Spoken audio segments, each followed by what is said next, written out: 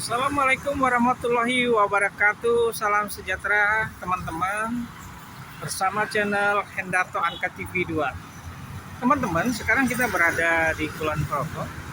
Pembahasan kita hari ini tanggal 20 Maret 2026 yang merayakan hari ini Lebaran. Saya ucapkan selamat hari raya Lebaran Idul Fitri 1 Syawal 1447 Hijrah. Dan mungkin ada teman-teman yang lain tanggal 21 Maret hari Sabtu.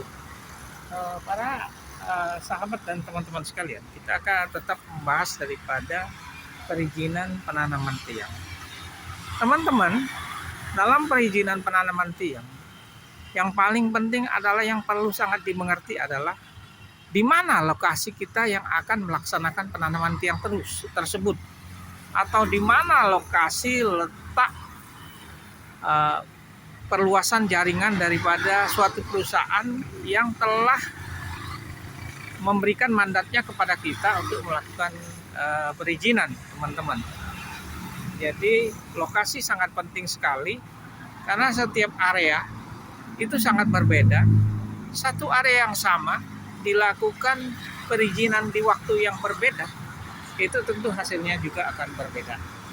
Teman-teman, kalau untuk di Jawa Barat, misalnya di daerah Tangerang Selatan, dalam melaksanakan penanaman tiang, sangat dominan sekali dengan adanya ormas-ormas organisasi masyarakat, yang mana dalam pelaksanaan penanaman tiang akan sangat mengganggu sekali apabila kita tidak antisipasi di awal, atau kita melakukan pendekatan di awal. Untuk di Jawa Tengah dan Jawa Timur, terutama untuk di Yogyakarta, organisasi masyarakat itu tidak dominan dan lebih dominan daripada kewilayahan tersebut ataupun pemimpin daerahnya. Nah, teman-teman, kalau di Yogyakarta dan sekitarnya, apabila kita melakukan perizinan penanaman tiang, kita agak berbeda di sini. Di sini ada namanya duku, yaitu adalah kepala daripada RW. Jadi ada padukuhan, Jadi kita harus izin dengan padukuhan. Sama dengan kondisi yang selama ini yang ada. Jadi apabila kita melakukan perizinan di padukuhan, kita lihat luasan area yang akan kita melakukan penanaman tiang ataupun ekspansi perluasan jaringan internet. Dan itu kita akan lihat supaya kita jangan sampai area yang kita izin itu hanya duku satu, misalnya duku ngentak atau duku apapun, ternyata melewati area duku-duku lain. Jadi itu betul-betul harus kita perhatikan. Jadi batas-batas areanya tersebut, teman-teman. Melakukan perizinan juga kita harus tahu produk kita apa. Jadi produk knowledge daripada kita apa. Kemudian kita harus mengerti lingkungan tersebut dan juga adat istiadat. Kemudian di sini ada namanya, untuk di Jogja ada namanya itu tanah sultan, atau memang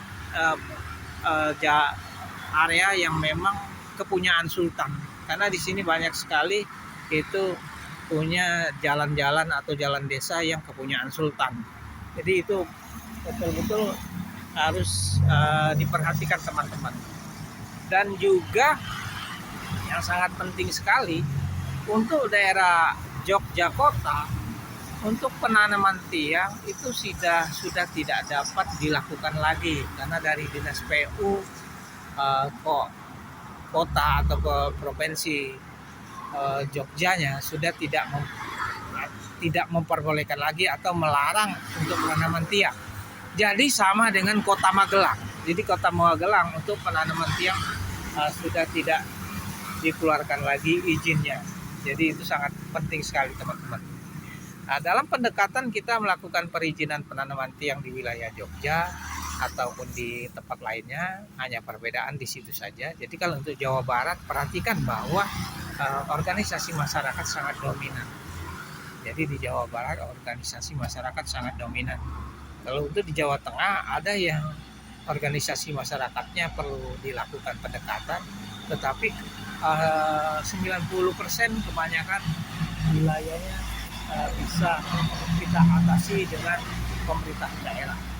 Yang kedua, selain kita melalui batas-batas area tersebut agar dalam pelaksanaannya nanti tidak tumpang tindih dan jangan membuat kita bingung, ataupun nanti begitu pekerjaan ternyata kita mendekati tidak mendapatkan kita melewati area yang tidak mendapat izin karena kita sebagai permitnya batasan areanya tidak tahu persis. Jadi lakukanlah pekerjaan atau survei sebelum mengetahui sebelum melakukan izin, sehingga batas-batas area itu cocok dengan izin yang kita dapat. Teman-teman sekalian, apa sih yang membingungkan? Kenapa sangat repot untuk melakukan perizinan? Teman-teman, melakukan perizinan penanaman tiang pada tahun 2026 ini lebih sulit daripada 10 tahun yang lalu,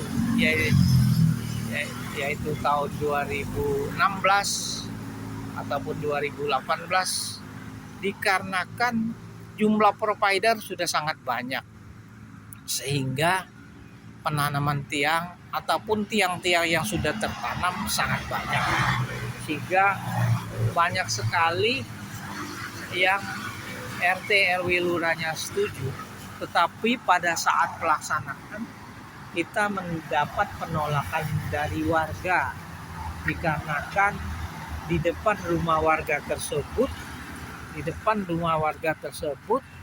sudah banyak sekali yang tertanam, jadi banyak penolakan. Jadi dalam hal ini sebetulnya bukan salah dari warga tersebut, tetapi kita dari tim permit yang kurang teliti.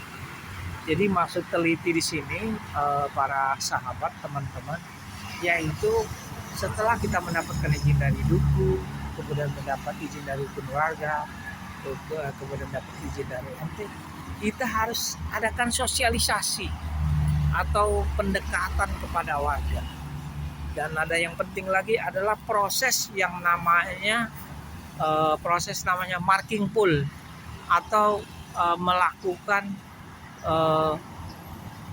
meeting teknis untuk di mana letak posisi tiang tersebut, yang mana kita harus memberikan gambar atau peta kepada RT supaya letak tiang itu Pak RT-nya tahu dan kita beritahu ke warga, dan kita izin door to door atau melakukan kulonwon permisi kepada warga yang ketempatan tiang, sehingga pelaksana dari pekerjaan konstruksi tidak mendapatkan hambatan yang sangat besar.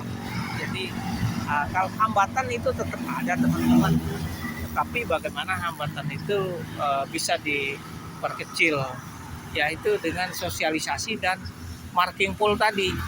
Jadi misalnya hari ini dengan RT 1 kita keliling untuk mengetahui posisi letak-letak tiangnya, sehingga warga nyaman, dan jangan melakukan penanaman tiang apabila warganya tidak ada, sehingga warga kadang-kadang besok harinya terkejut sedangkan beliau tidak mengizinkan tiang tersebut, sehingga tiang tersebut walaupun memang dalam hal ini kita sudah melaksanakan SOP standarnya bahwa penanaman tiang itu tidak boleh dilakukan di tanah warga, tetapi kita harus melakukan penanaman tiang itu di fasilitas umum.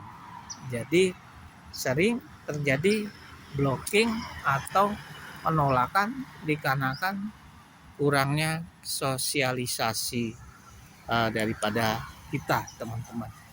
Jadi apa saja yang menjadi problem itu harus diantisipasi sebelum melakukan pelaksanaan pekerjaan. Jadi sebelum melakukan pelaksanaan pekerjaan, teman-teman, jadi sebaiknya kita lakukan sosialisasi sebelum melakukan pekerjaan dan antisipasi, termasuk adanya organisasi masyarakat ataupun orang-orang yang tidak berkenan yang sangat vokal, bagaimana kita melakukan pendekatan dengan lurah, kepala desa atau dukun, dengan dukun warga, dengan ini, agar orang yang tadinya vokal ini dapat mengerti bahwa bisa dilakukan pelaksanaan penanaman yang di wilayah tersebut. Demikian para sahabat, wassalamualaikum warahmatullahi wabarakatuh. Salam sejahtera bersama Hendarto Anka TV 2. Semoga kita selalu sukses. Amin ya rabbal alamin.